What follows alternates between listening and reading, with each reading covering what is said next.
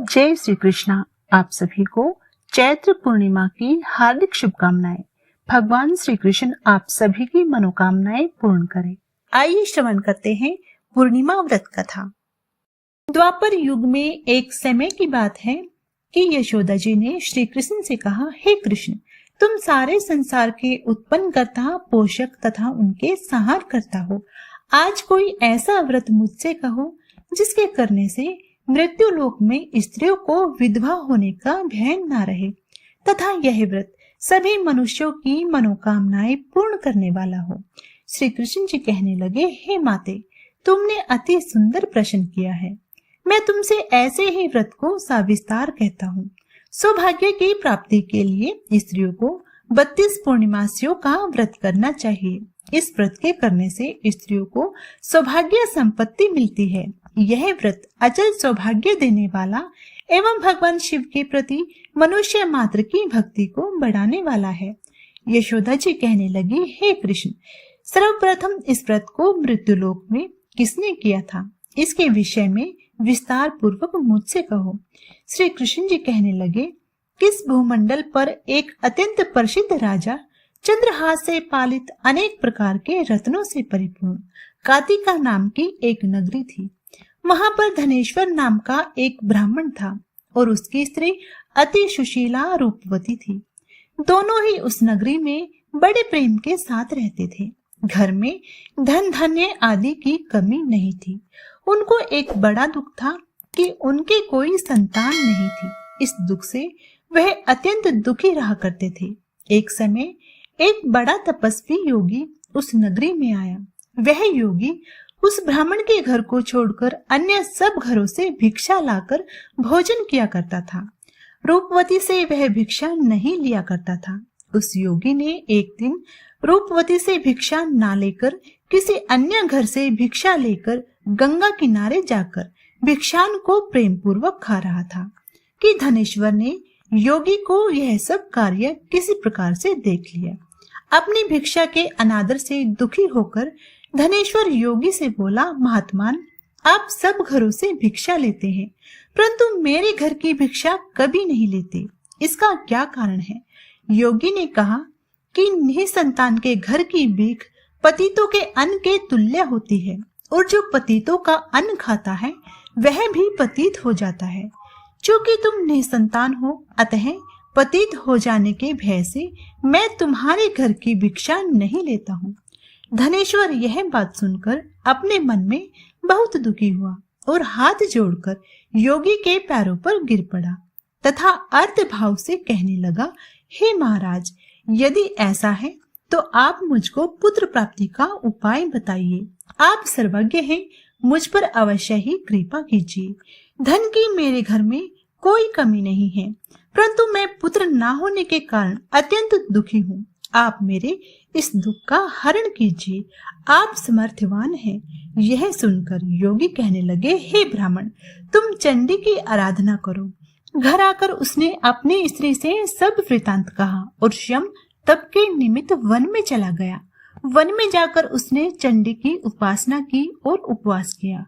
चंडी ने 16वें दिन उसको स्वप्न में दर्शन दिया और कहा, हे धनेश्वर, जा तेरे पुत्र होगा परंतु वह 16 वर्ष की आयु में ही मृत्यु को प्राप्त हो जाएगा। यदि तुम दोनों स्त्री पुरुष 32 पूर्णिमासियों का व्रत विधि पूर्वक करोगे तो वह दीर्घ आयु होगा। जितनी तुम्हारी सामर्थ्य हो आटे के दिए बनाकर शिव जी का पूजन करना, परंतु पूर्णमासी 32 ही होनी चाहिए। प्रातः काल होने पर स्थान के समीप ही तुम्हें एक आम का वृक्ष दिखाई देगा। उस पर चढ़कर तुम एक फल तोड़कर शीघ्र ही अपने घर चले जाना। अपनी स्त्री से सब वृतांत कहना। ऋतु स्नान के पश्चात वह स्वच्छ होकर श्री शंकर जी का ध्यान करके उस फल को खा लेगी। तब शंकर भगवान की कृपा से उसको गर्भ हो जाएगा। जब वह ब्राह्मण प्रातः काल उठा तो उसने उस स्थान के पास ही एक आम का वृक्ष देखा जिस पर अत्यंत सुंदर आम का फल लगा हुआ था। उस ब्राह्मण ने उस आम के वृक्ष पर चढ़कर उस फल को तोड़ने का प्रयत्न किया परंतु वृक्ष पर कई बार चढ़ने के बाद भी वह ना चढ़ पाया। तब तो उस ब्राह्मण को बहुत चिंता हुई। और विघ्न विनाशक श्री गणेश जी की वंदना करने लगा।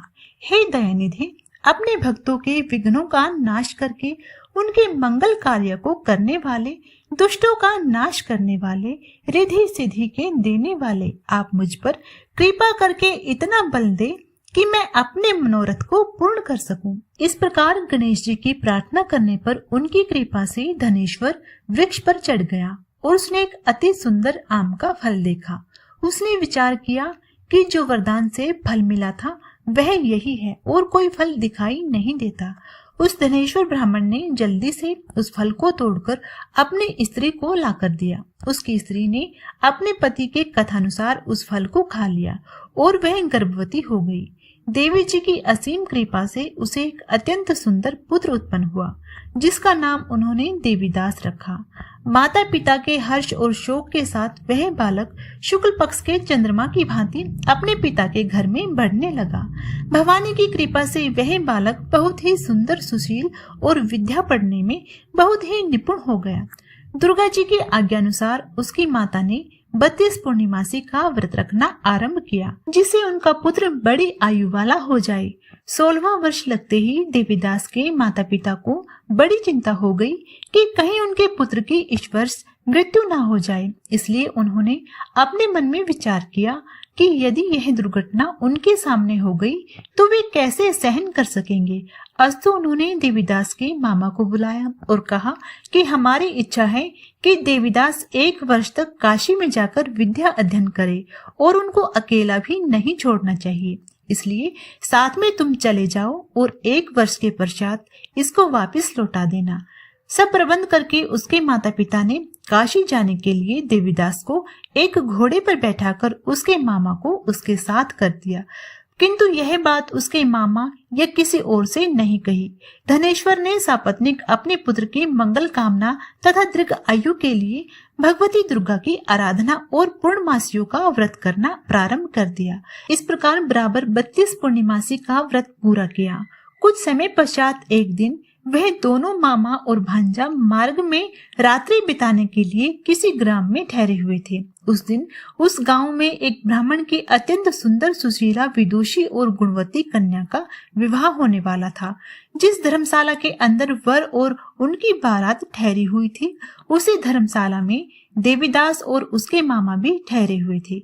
संयोगवश कन्या को तेल आदि चढ़ाकर मंडप आदि का कृत्य किया गया तो लगन के समय वर को धनुर्वात हो गया।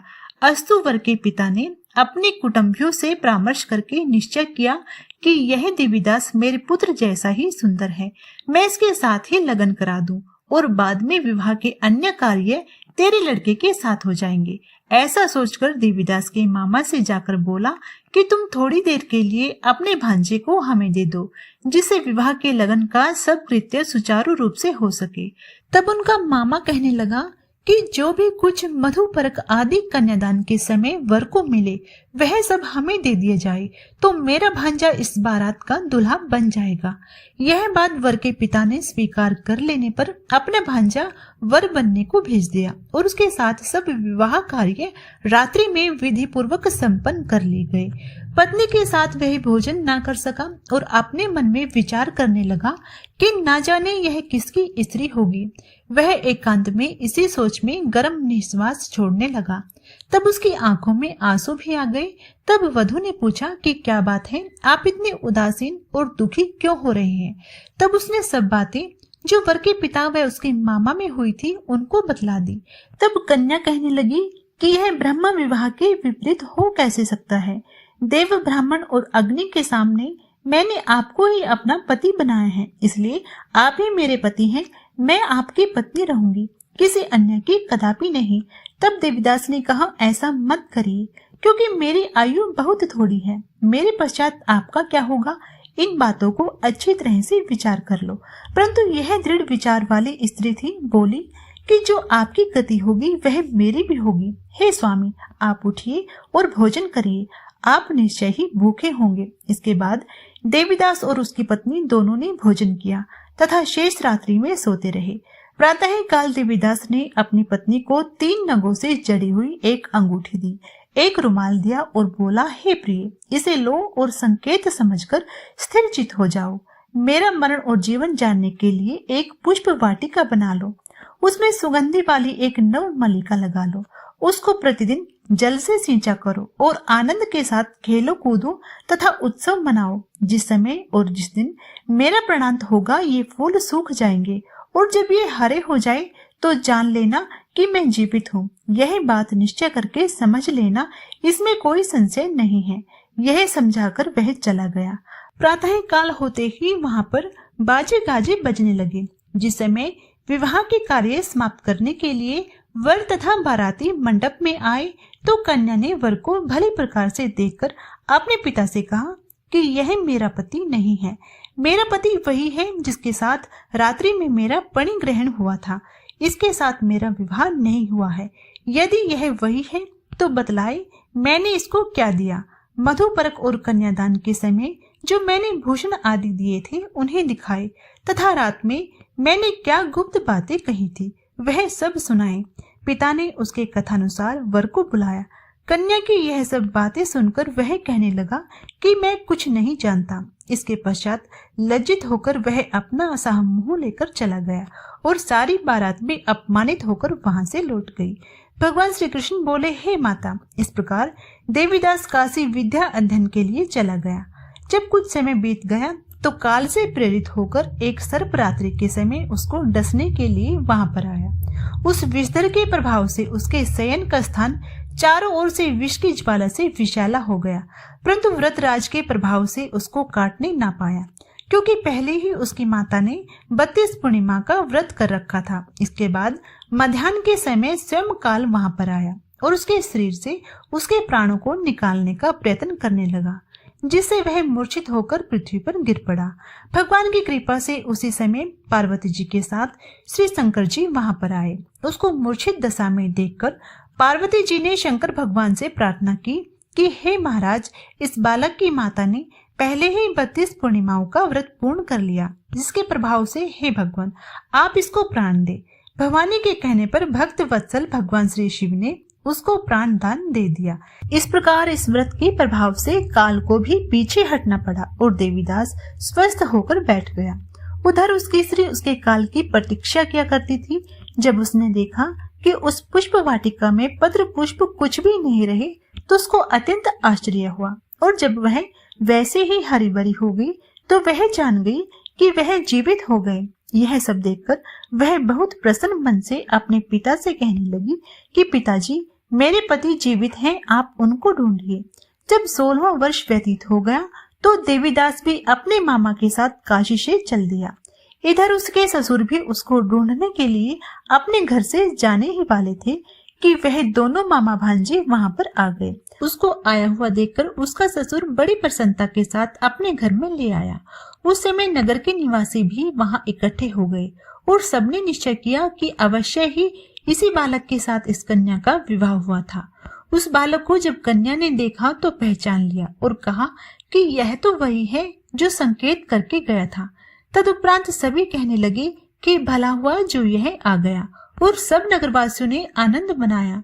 कुछ दिन बाद देवीदास अपनी पत्नी और मामा के साथ अपने ससुर के घर से बहुत सा उपहार आदि लेकर अपने घर के लिए प्रस्थान किया। जब वह अपने गांव के निकट आया तो कई लोगों ने उसको देखकर उसके माता पिता को पहले ही जाकर खबर दे दी कि तुम्हारा पुत्र देवीदास अपनी पत्नी और मामा के सहित आ रहा है। ऐसा समाचार सुनकर पहले तो उन्हें विश्वास ही नहीं हुआ, किंतु जब और लोगों ने भी आकर उनकी बात का समर्थन किया तो उनको बड़ा आश्चर्य हुआ। लेकिन थोड़ी देर में देवीदास ने आकर अपने माता पिता के चरणों में अपना सिर रखकर प्रणाम किया और उसकी पत्नी ने अपने सास ससुर के चरणों को स्पर्श किया।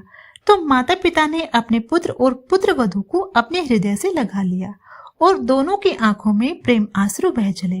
अपने पुत्र और पुत्र वधू के आने की खुशी में धनेश्वर ने बड़ा भारी उत्सव किया और ब्राह्मणों को भी बहुत सा दान दक्षिणा देकर प्रसन्न किया। श्री कृष्ण जी कहने लगे कि इस प्रकार धनेश्वर 32 पूर्णिमाओं के व्रत के प्रभाव से पुत्रवान हो गया।